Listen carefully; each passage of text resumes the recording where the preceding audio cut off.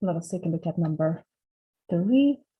Well, number 3 says you have y dx plus x times ln of x minus ln of y minus 1 dy, which is equal to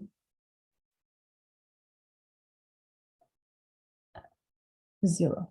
It's an initial value problem. It says, hey, y at 1 is equal to e. So our goal is to solve this differential equation. Very well, let's try to see which case is this, which classification it belongs to. Is it separable?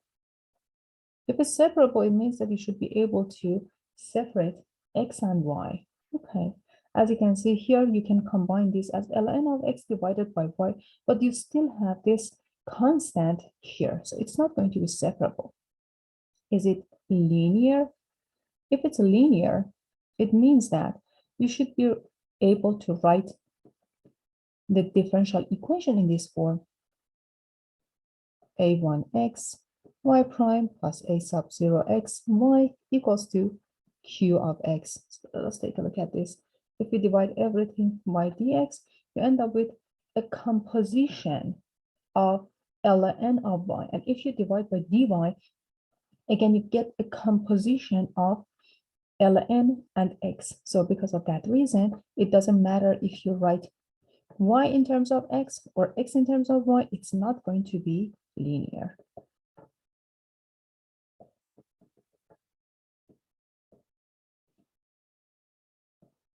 Is it exact? Let's check to see if it's an exact differential equation or not. So first of all, write it in differential form: mx and y dx plus n x and y dy equal to 0. Well, so it's equal to 0. Try to write this in differential form. Luckily for us, it's written in differential form. The partial derivative of n with respect to y must be equals to partial derivative of n with respect to x. So with respect to y, you get 1. With respect to x, you have to apply product rule. You have x and you have an expression that involves x. So partial derivative of n with respect to x is equal to the derivative of x is just 1 times ln of x minus ln of y minus 1 plus the derivative of ln of x, which is 1 over x times x, which is 1. So if you simplify this, what you get ln of x minus ln of y, which is not equal to 1. So this guy is not exact. Now let's check to see if we can apply substitution somehow. Do we have a homogeneous differential equation? So to check to see if it's homogeneous differential equation, remember that our goal is to check to see if m and n are homogeneous functions. Check if m and n are homogeneous functions.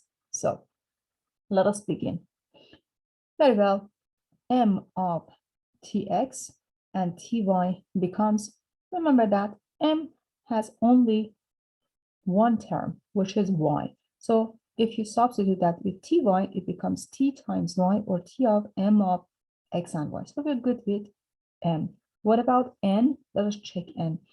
N of tx and ty is equal to, well, we have tx times ln of tx divided by ty minus 1. I just combine these two because I have ln of x minus ln of y.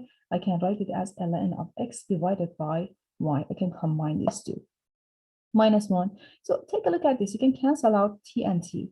This becomes t times x, ln of x minus ln of y minus 1, which is just t equal t times n of x and y. So as you can see, both m and n are homogeneous functions of degree 1. Very well. So what's the meaning of that? It means that we have a homogeneous differential equation. It means that we can apply substitution method for this differential equation. So since we have a homogeneous differential equation, we can apply substitution. Very well. Which substitution works the best here? Should I write y equals to, for example, ux, or x equals to vy? Take a look at this combination. Here you have ln of x minus ln of y. As you saw, it's ln of x divided by y. So I'm going to use this substitution. Dx is equal to v dy plus y dv. So dx divided by dy becomes v plus y dv over dy. So wherever you see dx over dy, you can substitute that v by v plus y dv dy. So we are using these two substitutions for this differential equation. Y is y.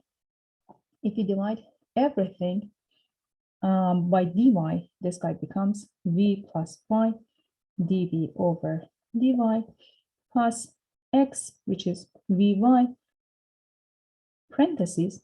Here we have ln of x over y. X is vy divided by y, which is ln of v minus 1 equal to 0. Very good. We simplified this differential equation and we wrote it this way. Now distribute y into parentheses. We get vy plus y squared dv over dy plus vy ln of v minus dy equal to 0. As you can see, you can cancel out these two terms and you can make this a separable differential equation. So we have y squared dv over dy equals to negative dy ln of v.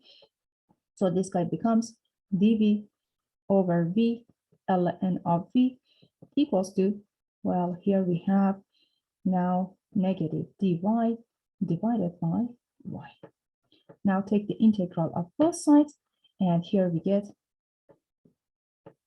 if you use substitution, u is ln of v, du is 1v dv. So this integral becomes du divided by u.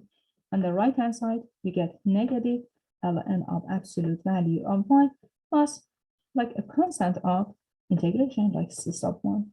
So you have ln of absolute value of u is ln of v, ln of absolute value of ln of v equals to negative ln of absolute value of y plus c1. Well, remember that here v is x divided by y, so we have to substitute this back here. We get ln of absolute value of ln of x over y equals to negative ln of absolute value of y plus c1. So what you can do, you can bring this guy to the other side, and you get ln of x y times y equals to c sub 1. So ln of x over y times y is e to c sub 1, or just c, and you can leave it as it is. So y times ln of x over y is equal to c. Remember that in this case, if we just assume x and y are both positive, then we can restrict it and write it this way. Now you have initial value, you can plug that in to get your particular solution.